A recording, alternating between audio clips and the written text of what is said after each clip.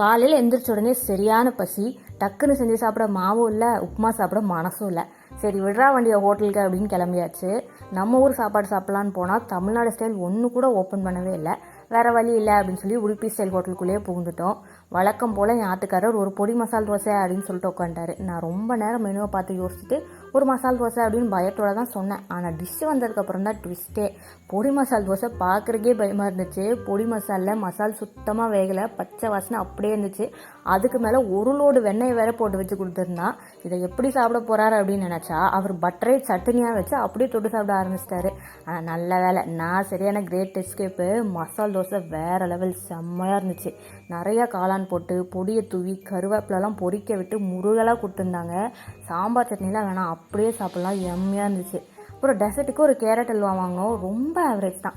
நமக்கு ஸ்வீட் பிரச்சனை இல்லை, ஆனால் என் ஹஸ்பண்டுக்கு தான் பெரிய டிசப்பாயின்மெண்ட். உனக்கு நான் ஹல்வா செஞ்சு தரேன் வா மாமா அப்படின்னு சொல்லிட்டு மனசை தேத்திட்டு கிளம்பியாச்சு. டாடா பாய்.